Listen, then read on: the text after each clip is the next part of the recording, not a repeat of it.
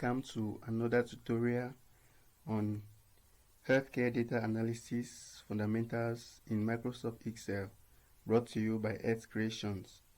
In today's lesson, we are going to continue with financial data, and we will be looking specifically at expenses. On your screen, you can see a table containing the various expenses for a health facility in the course of the month. The columns we have utility, telephone bills, fuel, transport, detergents, documentation fee, taxes and other fees, drugs and consumables, laboratory reagents and consumables, dental consumables if you have a dental department. You could also have eye consumables if you run an eye department. Acquisition, if you bought anything in the course of the month, that will go under acquisition. Maintenance, if you maintain maybe a car or any machine in the hospital in the course of the month, the cost will fall under maintenance. Then we have social marketing. If you prepared some flyers, some posters for an outreach campaign, if you paid some money to a community health worker, all these will go under social marketing. And then if you took any loans or you had any debt repayment, that goes under expenses. And you have depreciation. If you save anything in the course of the month for the depreciation of some equipment, that will go under depreciation. And any other thing that you may incur in the course of the month that is not recorded in any of the headings we have mentioned, that one will go under others. And then we have the total column, which consists of the various days and the total amount of expenses. So if we go back to the date, you will see that we have the date from the 1st right down to the 31st or to the 30th, depending on the month that you are working on. So the very first thing we are going to do is to convert this date into a date format. So to do that, we make sure our cell is active. The first date cell or any other cell in the date column is active, and then we come up to where we have this general here, and then we click down and we choose date. You can choose short date. Once we do that and come back, you will see that the very first one has been converted into a date column. So what we can do is that we can actually just autofill right down to the 31st to have all the dates converted to date format. Another way we can do this is to highlight the date column all through, and then we go and change it into date. Another way we can do is to convert the entire table into an Excel table, into a table or format as table, and then we do it and everything will just work out for us. So I like that method. And so let us take Ctrl Z to go back, and then we can click anywhere in the table and we choose format as table, and we can choose any format, and then you click on OK. So we have formatted this as table, and so if we click here, go to home and choose short dates, I think everything should populate. Okay, that didn't work out. So we will have to highlight the whole column. You know how to do that already. You can click on the first cell and then you can just highlight right down. Or you take Ctrl plus Shift plus down arrow. But we want to end at the 31st. So we can actually highlight and then we come and choose date. So everything is converted to date. That is good. So the very first thing we may want to know is to know which day of the month we had the highest expense. Which day of the month did we give out so much money? Maybe that should be the day we paid our salaries, or was there any other day we spent money more than the amount of salaries we paid? We may want to find out. So what we can do is to convert the entire table into a pivot table, and we'll check that out. So to do that, we can click inside any of the cells. You come to insert, come over to insert, and then we click on pivot table, and then we choose OK. It takes us to a new sheet, and in that new sheet we have a pivot table. And so what we can do is take the dates down to the rows, and then we choose total expense, and then we take it to the values. Once we do that, we have a table here which gives us the dates and the total amount of money spent on any of those days, on each of those days. So we can actually insert a column chart to see. So if you choose a column chart, we will see that on the 31st we spent so much money, which can explain the fact that the 31st was the day maybe you gave out salaries, and so you spent the. But we can filter that. You can come to date, and there's anything we don't want, we can filter. Is there anything we don't want here? No. Or you may just want to see the income for the 31st only, so you can unselect all of it.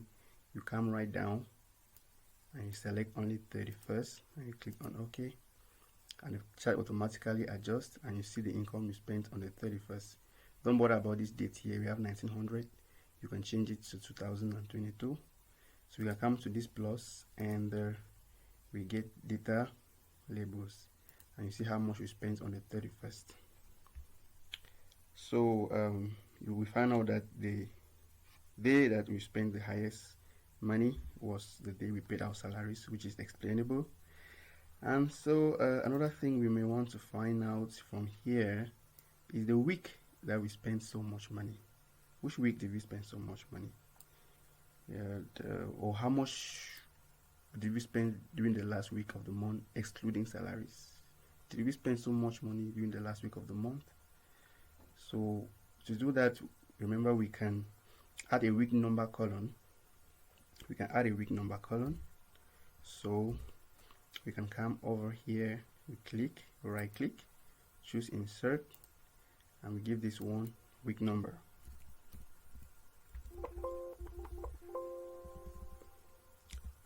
Week number, and then we can use a formula equal to week number. We double click, we choose any day, close the brackets, hit the enter key, and everything is cool. So we can come back to our pivot table, and we go to data, and we update the pivot table. Because we've added data, we have to update the pivot table. We come to data, and we choose refresh all. Refresh all. If you do that, then we should have the date number column here, week number column rather. So we can take back this date up, and we bring the week number, and then we can come to week number and check okay everything. But we record that there is an outlier here. How do we know what an outlier is? An outlier is any number that is desperately or high, too large for a data set, or too small. So we have an outlier here on the last week of the month because there was salaries. Okay, so in order to exclude salaries from that, and we can go back to the data set so that we can see how much money we spent for each week excluding salaries. So we can come over, we can come over to salary. This is the column for salary. You can come right down and say, okay, salary was 1,116,500. For now, let's just delete. Let's delete this one, and then you can save, Control S, and then we can go back to our pivot table and update or refresh all. Good. Did you see a change? Yes, we saw a change. So the week that much money was spent was week 3 of the month. So you may want to find out in week 3 of the month what were the things you did. Why did you spend so much money on week 3? You spent up to 548,350. So week 3 begins from the 16th, I think, from the 16th to the 22nd. So we may want to get to week 3, and there we find out exactly what happened. So we go back to the data set and we say, okay, we're going to copy all the headings. So you copy all the headings, excluding the total. Okay, right click, copy, create a new sheet. Create a new sheet here, down here, create a new sheet. Right click and then we paste. And then we go to week 3. We go back to the data set. We go to week 3, which is from the 16 right down to the 22nd, I think so. Then we copy all the data, copy all,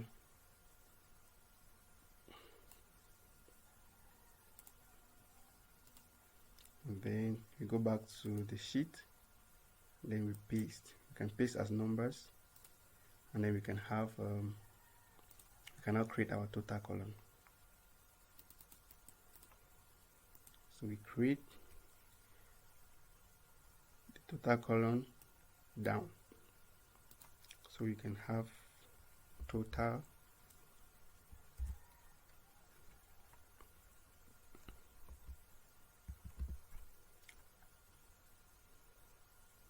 and the total is going to be the sum.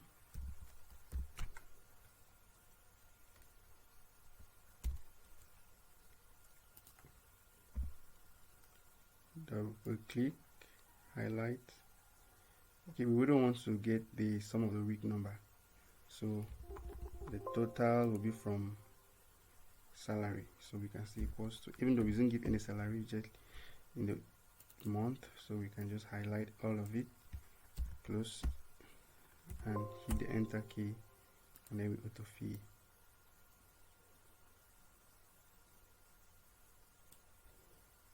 So what we can do is highlight from salary right to others, hold the control key, and then highlight the totals, and we go to insert. You can insert a column chart, and we see that in week 3 we had drugs plus consumables. We paid so much money for drugs and consumables, and that is why the money went so up. Could be that we owe the supplier, and so we paid that week. So you can see that in week 3 what caused the expenses to go up was because we spent 606,900 on drugs and consumables. So you may want to find out what happened. You may want to check, maybe you paid some money that you owe your supplier, or there was a mistake somewhere. So you check that out. Awesome, right? So there is that.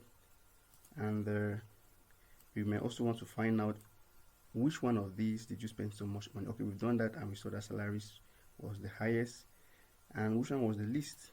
If we check that, okay, so we can come back to pivot table, we take week number back, and then we bring the dates back.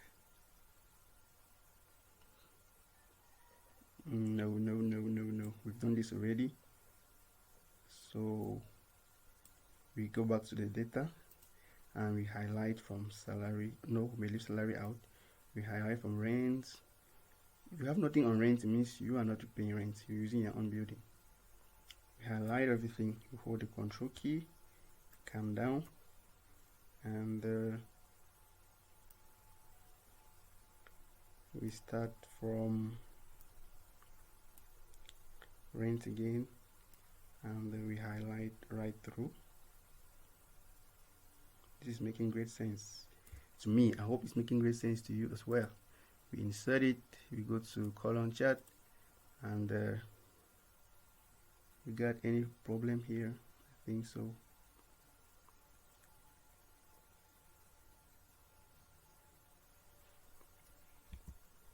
So I know exactly what the problem is. This is to help you to be able to come out of the problem when you have it in your case. So you see that this is not exactly what we want. We want a column chart that will give us the various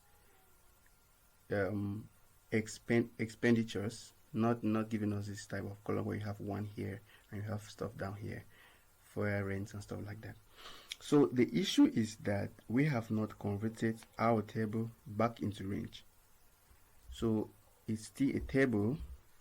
So what we can do now is that we can actually right click here, we cut this off, and then we come here and highlight the entire table, which is Control plus Shift plus right arrow and then left arrow. So you've highlighted the whole table, and we come over to design. So come over to the design tab and we choose convert to range, and it says, do you want to convert the table into range? You choose yes. Once we do this, we can now highlight. You see it was from range, which is column Z, highlight right through to others. Hold the control key, come down and highlight the totals right through to others, which is the last but one column. Okay, and so we go to insert and you can choose a column chart. Still giving us an issue. Well, maybe I left the control key when I highlighted the column headings. So let us take Control Z and we do that one more time. Yeah, I did something else. I highlighted the ones for the first day. So these are some of the common errors that you can face when you're doing data analysis. So we come back and highlight the column headings and not the first row of the column. So we highlight, hold the control key, we come down, and which column are we starting with?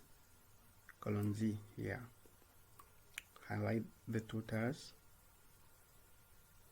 So data analysts are patient people. In YouTube, we're not giving you everything perfect. So these are some of the common errors that we can find. We come to insert and we choose column chart. Perfect. So now we have a chart which gives us the various things and how much took, or what took the highest income in the month. And we see that excluding salaries anyway. So we see that was drugs and consumables. So if your drugs and consumables are taking so much money in the course of the month, remember in the last week of the month, it was lab that took so much money from the facility. Now for the entire month, drugs and consumables took so much money. So you may want to find out, why did we have so much money going out for drugs and consumables? Is it that we owe some money that we had to pay? And then you may also want to compare with the income. You go to the income and you compare if what you had it's equivalent or more than what you have spent. This will help you to inform management. Thank you, and maybe just to show you something that you may want to find out as a data analyst or financial analyst in your facility, or if you're hired to do such a job. So here we have in sheet 2 we have something. You can see something here where I'm showing you have the total income. You can get it from your income sheet. We've done, if you've not watched lesson 4 on income or income here, you watch it, you can get a total from there, or you can use any amount you want. The total expenditure, you put it here. And for those of us in finance, you should know what cash flow is, income statement, and equity. We want to find out maybe at the end of 3 months or in the middle of the year what their cash flow has been, their income, get an income statement, maybe for the manager or some equity. So what is cash flow? It's simply the total sum of income and expenses for a particular period of time. Whatever your manager wants that for, it's important to her or to him. So your cash flow is the total sum of income and the expenditure for a particular period. It could be for a month, for a week, for a year, or for 5 years. Yes. And then your income statement is simply a summary of the revenue minus expenses. which could still be your profits. Take all the revenue you had for maybe for the month, and you subtract your expenses from it. That is my income statement. Yeah. And then if you do a summary of all of it, summary of an organization's assets, your liabilities, and equity for a particular time, that is what we call a balance sheet. And what is equity? Equity is the value of the company left over after the company has paid all its liabilities out of all its assets. Anything you owe anybody, you've paid all. And what is left, it's yours. And that thing is equity. So you may want to find out to see if your business has been running for 5 years. How high is your equity compared to when you started? What have you had? What percentage of equity do you have compared to the when you started your business? Maybe you started with a loan, you were renting, but now you've gotten your own place and you've paid some loan. You want to know your equity now. So that's important that you know. So you can explore these things and get to enjoy data science, enjoy a lot about data analysis. So thank you so much for having followed through this lesson. I hope that you are going to practice as you watch. I will leave the link to the data set that I have used in this tutorial for you to practice as you watch. Thank you. Remember to like our channel. Remember to subscribe and share the links with your friends, with your colleagues, with your parents, with your siblings. Thank you. See you in the next tutorial.